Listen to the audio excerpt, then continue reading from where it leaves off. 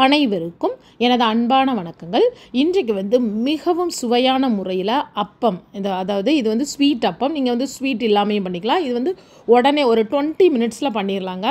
இதுக்கு மாவெல்லாம் நீங்கள் ரொம்ப கஷ்டப்பட்டு ரெடி பண்ணணும்னு அவசியம் இல்லை. ரொம்பவே சூப்பர்பான ஜிகிலி ஜெல்லி அப்பம். ஜிகிலி ஜெல்லின்னு ஏன் நான் அப்படி சொல்கிறேன்னா, அந்தளவுக்கு ஃப்ளஃபியாக ரொம்பவே சூப்பராக இந்த ஸ்க்ரீனில் நீங்கள் பார்க்கும்போதே தெரியும் அது எப்படி எந்த அளவுக்கு அப்படி ரொம்ப சூப்பர் சாஃப்டாக இருக்குது பாருங்கள். இந்த மாதிரி ஜிகிலி ஜெல்லி மாதிரி அப்படி இதாகுது, சாப்பிடும்போது அப்படி சாப்பிட்டுட்டே இருப்பீங்க. அந்த மாதிரி வேறு லெவல் டேஸ்ட்டில் இருக்குது. இது ரெடி பண்ணுறது ஒரு 20 மினிட்ஸ் தான் ரெடி ஆயிரும். ரொம்பவே அருமையான ஒரு ரெசிபி. இது உங்களுக்கு நல்லா கலர்ஃபுல்லாக வேணால் நல்ல குவாலிட்டியான ஃபுட் கலர் கூட நீங்கள் ஆட் பண்ணிக்கலாம். நான் பீட்ரூட்லேருந்து ஜூஸ் எடுத்து ஆட் பண்ணியிருக்கேங்க.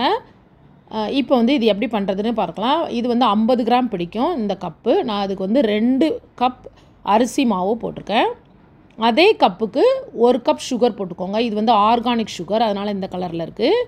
அப்புறம் 1 கப் சாதம் போட்டுக்கோங்க. அப்புறம் 2 டேபிள் ஸ்பூன் அளவுக்கு கோதுமை மாவு போட்டுக்கோங்க. மைதா மாவு போடாதீங்க.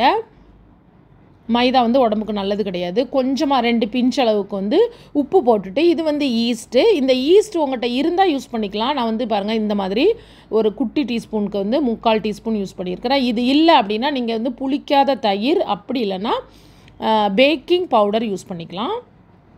இப்போ தேவையான அளவு தண்ணி விட்டுட்டு நல்லா மிக்ஸ் பண்ணி விட்டுருங்க. நான் யூஸ் பண்ணியிருக்கிற இந்த ஈஸ்ட் ரொம்பவே அருமையாக ஒர்க் ஆகுங்க. நான் பீட்ஸா, டோனட், ப்ரெட்டு எல்லாமே வீட்டில் பண்ணுவேன். அதோட ரேட் 190 ருபீஸ் தான். உங்களுக்கு லிங்க் அதாவது உங்களுக்கு வேணும் அப்படின்னா நான் லிங்க் டிஸ்கிரிப்ஷன் பாக்ஸில் கொடுக்குறேன், நீங்கள் செக் பண்ணி பார்த்துக்கோங்க. இப்போ இங்கே பாருங்கள், தேவையான அளவு தண்ணி விட்டு நல்லா தோசை மாவு பதத்துக்கு நம்ம இதை நல்லா மிக்ஸ் பண்ணி எடுக்க போகிறோம். இப்போ இதை மிக்சர் ஜாரில் போட்டு நல்லா பேஸ்ட்டாக அரைச்சி எடுத்துக்கிட போகிறோம். தண்ணி கொஞ்சம் கொஞ்சமாக பார்த்தே ஊற்றுங்க, ரொம்ப அதிகமாக ஊற்றிடாதீங்க.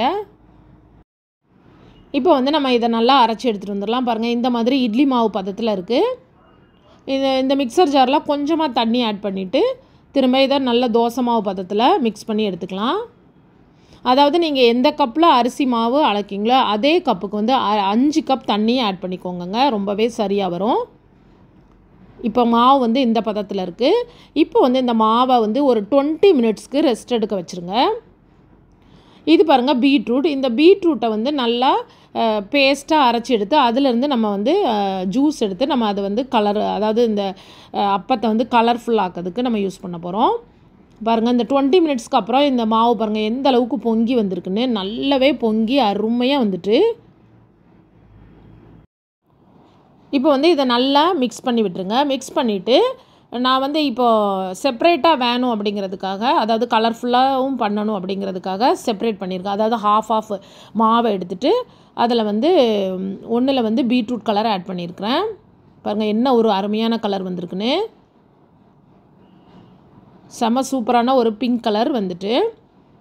இப்போ இது ரெடி ஆகிட்டு நம்ம இதை நான் இந்த மோல்டு என்கிட்ட இருக்கிறதுனால யூஸ் பண்ணியிருக்கேங்க. நீங்கள் நார்மலாக இட்லி பாத்திரத்தில் வச்சு நான் சாதாரணமாக நம்ம அவிச்சு எடுக்கலாம், ஒன்றுமே பிரச்சனை இல்லை.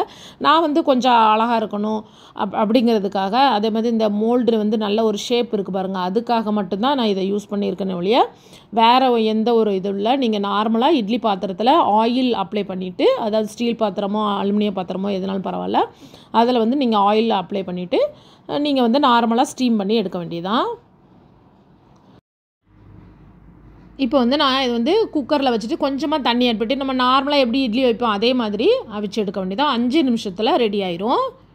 பாருங்கள், இது ரெடி ஆகிட்டு நல்ல ஒரு வாசனை வரும். நீங்கள் இதில் தண்ணிக்கு பதிலாக தேங்காய் பால் யூஸ் பண்ணிங்களா, அதாவது இப்போ 5 கப் 1 கப் ரைஸுக்கு 5 கப் தேங்காய் பால் யூஸ் பண்ணிங்கன்னா இந்த அப்பத்தோட லெவல் டேஸ்ட் வேறு லெவலில் இருக்கும். ரொம்பவே நல்ல ஒரு மணமாக செம்ம டேஸ்ட்டில் இருக்கும். நான் தண்ணி தான் யூஸ் பண்ணியிருக்கிறேன். பாருங்கள் எந்த அளவுக்கு ஃப்ளஃபியாக அப்படி ஜிகிலி ஜெல்லி மாதிரி இருக்குது பாருங்கள், செம்ம சூப்பராக இருந்தது. இது நான் இதை ஓப்பன் பண்ணி காமிக்கிறேன் பாருங்கள். இது அடுத்த ஷிஃப்ட்டு. ஃபஸ்ட்டு ஷிஃப்ட்டு ரெடி ஆனோடனே என் பையன் எடுத்துகிட்டு போயிட்டான், அதனால் நான் அதை ஓப்பன் பண்ணி காமிக்கல. பாருங்கள் அப்படி ஓட்டையே நல்ல ஒரு ஃப்ளஃபியாக ரொம்பவே சூப்பராக இருந்தது. சாப்பிட்டுக்கிட்டே இருப்பீங்க, நல்ல மணமாக இருக்கும். உங்களுக்கு நல்ல ரிச் டேஸ்ட் வேணுன்னா தேங்காய் பால் ஆட் பண்ணிக்கோங்க. அதாவது தண்ணிக்கு பதிலாக தேங்காய் பால் ஆட் பண்ணுங்கள், அவ்வளோதான். வேறு லெவல் டேஸ்ட்டில் இருக்கும். கண்டிப்பாக இதை நீங்கள் ட்ரை பண்ணுங்கள். இது வரைக்கும் பொறுமையாக அந்த வீடியோ பார்த்ததுக்கு ரொம்ப ரொம்ப நன்றி. தேங்க்யூ.